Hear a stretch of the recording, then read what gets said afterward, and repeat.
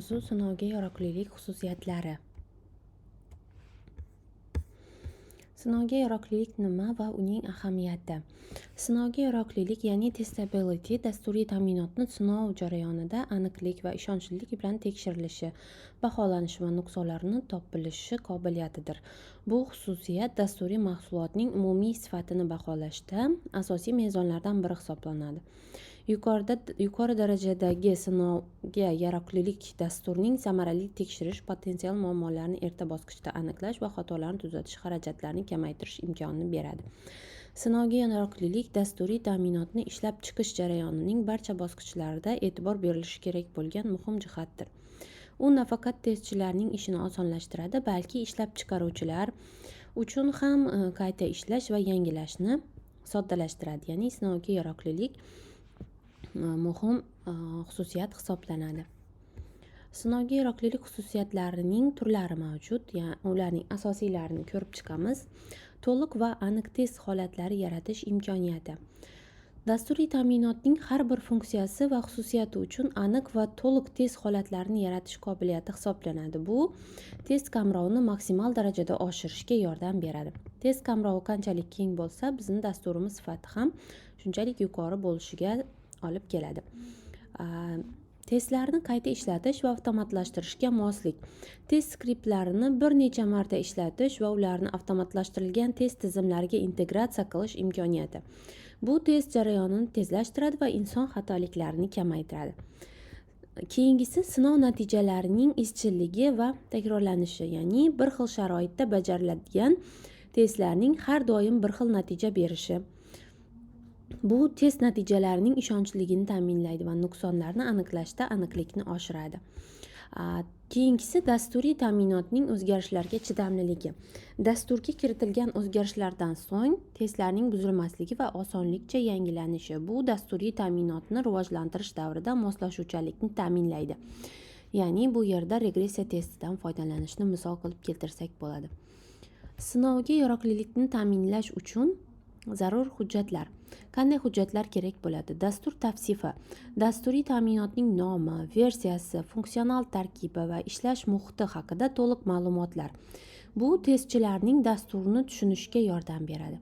Manba kodi, tavsifi va to'liqligi, ya'ni manba kodining aniq, tushunarli, hujjatlashtirilgan bo'lishi. Bu birlik testlarni yozish va kodni tahlil qilish uchun zarur hisoblanadi. Ya'ni birlik testlar deganimiz bu yerda unit testlarni misol qilib aytsak bo'ladi. Arxitektura tavsifi.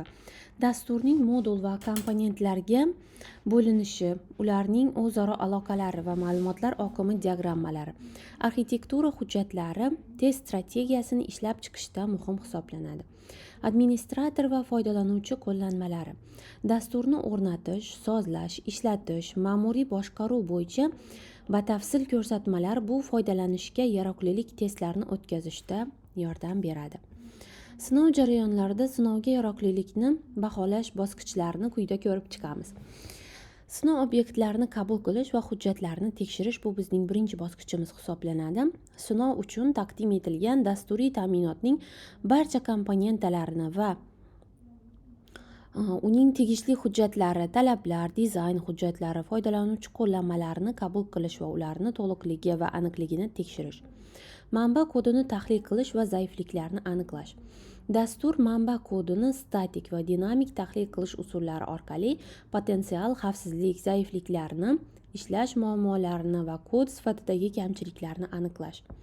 Sinov stendi va muhitni tayyorlash. Testlarni o'tkazish uchun zarur bo'lgan barcha apparat va dasturiy ta'minot muhitini sozlash.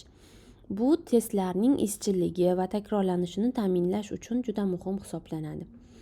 Keyingisi testlarni bajarish va natijalarni tahlil qilish bosqichi. Bunda yaratilgan test holatlarini bajarish, dasturiy ta'minotning kutilgan xatti-harakatlarini kuzatish va sinov natijalarini hujjatlashtirish, aniqlangan xatolar va nuqsonlar tahlil qilinadi va tegishli jamoalarga yuboriladi.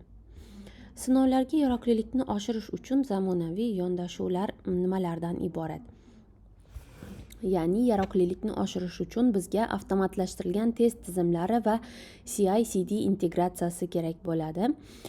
Test jarayonlarini avtomatlashtirish va ularni uzluksiz integratsiya, uzluksiz yetkazib berish, ya'ni continue integration, continue delivery jarayonlarini ko'rib chiqqandik sizlar bilan. O'sha konveyerga integratsiya qilish testlarni tezkor va samarali bajarishni ta'minlaydi. Shu bilan birga sinovga yaroqlilikni sezilarli darajada oshiradi.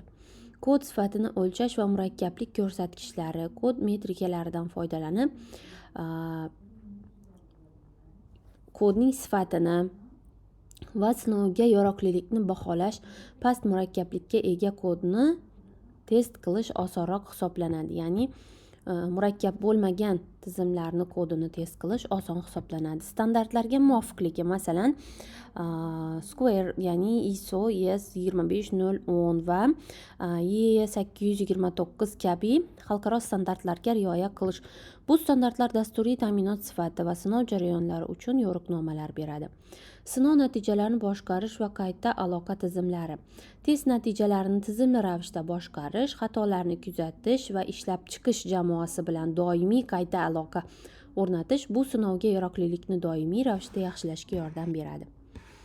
O'zbekiston misolida sinovga yaroqlilik va sifat nazoratini ko'rib chiqadigan bo'lsak, O'zbekiston Respublikasi ham dasturiy ta'minot sifatini ta'minlash va sinovga yaroqlilikni oshirish borasida muhim qadamlar qo'ymoqda. Jumladan, O'zbekiston ilmiy sinov va sifat nazorati markazi davlat muassasasi o'z standart agentligi huzuridagi davlat muassasasi tomonidan dasturiy mahsulot sifatini baholash va sinovdan o'tkazish va sertifikatlash bo'yicha ishlar olib borilmoqda. Mazkur markaz akkreditatsiyadan o'tgan sinov laboratoriyalari orqali dasturiy ta'minotning xalqaro standartlariga muvofiqligini tekshiradi.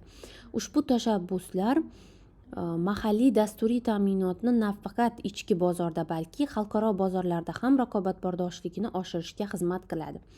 Mahalliy ishlab chiqaruvchi xalqaro standartlarga, masalan, ISO ES25010 kabi sifat modellariga rioya qilish orqali dasturiy ta'minotning sinovga yaroqliligini oshirishga intilmoqdalar. Sinovga yaroqlilikning dasturiy ta'minot sifatiga ta'sirini ko'radigan bo'lsak, kam xatolik va nosozliklarni aniqlash, foydalanuvchi qoniqishini oshirish, bozorda raqobatbardoshlik va eksport imkoniyatlarini kengaytirish, ya'ni yuqori sinovga yaroqlilik dasturiy ta'minotda mavjud bo'lgan ko'plab xatoliklarni va nuqsonlarni aniqlash imkonini beradi. Natijada mahsulotning barqarorligi oshadi. Foydalanuvchi qoniqishini oshirish esa ishonchli va xatosiz ishlaydigan dasturiy mahsulotlar foydalanuvchilarning qoniqishini sezilarli darajada oshiradi. Bu esa kompaniyaning obro'sini mustahkamlaydi. Bozorda raqobatbardoshlik va eksport imkoniyatlarini kengaytirish bu yuqori sifatli, sinovga yaroqli dasturiy ta'minot mahsulotlarini xalqaro bozorda raqobatbardosh bo'lib, eksport imkoniyatlarini kengaytiradi va yangi bozorni ochadi. Amaliy misol ko'rib chiqadigan bo'lsak, sinovga yaroqlilikni baholash jarayonida quyida dasturiy ta'minot sinovga yaroqlilik baholashining amaliy misoli keltirilgan. Masalan, manba kodi va arxitektura tahlilini oladigan bo'lsak, yangi dasturiy ta'minot uchun manba kodi statik kod tahlili vositalari yordamida tekshiriladi. Natijada murakkablik darajasi yuqori bo'lgan modullar va potensial xato joylar aniqlanadi. Arxitektura hujjatlari dasturning modullarini va ular orasidagi bog'liqlikni tushunish uchun ko'rib chiqiladi. Test holatlari va avtomatlashtirilgan testlar yaratish. Tahlil natijalariga asoslanib, har bir funksiya uchun aniq va takrorlanuvchi test holatlari yoziladi. Muhim funksionallik uchun avtomatlashtirilgan birlik integratsiya va tizim testlar ishlab chiqiladi. Bu testlar dasturning turli versiyalarida muntazam ravishda bajarilishi uchun CI/CD tizimiga integratsiya qilinadi. Sinov natijalarini tahlil qilish va xatoliklarni bartaraf etish. Avtomatlashtirilgan test natijalari doimiy ravishda kuzatiladi. Har qanday muvaffaqiyatsiz test holatlari batafsil tahlil qilinadi. Aniqlangan xatolar ishlab chiqish jamoasiga tezkor qayta aloqa bilan yuboriladi. Xatolarning kelib chiqish sabablari aniqlanadi va ularni bartaraf etish uchun choralar ko'riladi. Sifatli va ishonchli mahsulot yaratish. Ushbu jarayonlarni barchasi sifatli va ishonchli dasturiy mahsulot yaratishga olib keladi. Sinovga yaroqlilikka e'tibor berish dasturning xatosiz ishlashini, foydalanuvchilarning ishonchini qozonishni va bozor talablariga javob berishini ta'minlaydi. Xulosa qilib aytadigan bo'lsak, sinovga yaroqlilik va dasturiy ta'minot sifatini ta'minlashning ajralmas qismi hisoblanadi. U dasturiy mahsulot ishonchliligi, barqarorligi, foydalanuvchi qoniqishini ta'minlashda hal qiluvchi rol o'ynaydi. Yuqori sinovga yaroqlilik dasturiy ta'minot ishlab chiqarish jarayonini barcha bosqichlarida boshidanoq e'tibor berilishi kerak bo'lgan sifat omili hisoblanadi. Har bir bosqichda aniq hujjatlar va standartlarga rioya qilish dasturning to'g'ri sinovdan o'tkazilishini ta'minlaydi. Zamonaviy test metodlari, avtomatlashtirilgan vositalar, CI/CD tizimlarini joriy etish sinov jarayonining samaradorligini sezilarli darajada oshiradi. Sifatli dasturiy ta'minot yaratish va sinovga yaroqlilikni doimiy rivojlantirish va unga sarmoya kiritish muhim hisoblanadi. Natijada sinovga yaroqlilikka e'tibor qaratish orqali biz nafaqat kamroq xatolar bilan mahsulot yaratamiz, balki ishlab chiqish xarajatlarini ham kamaytiramiz va bozorga yanada tezroq, ishonchli mahsulotni taqdim etamiz.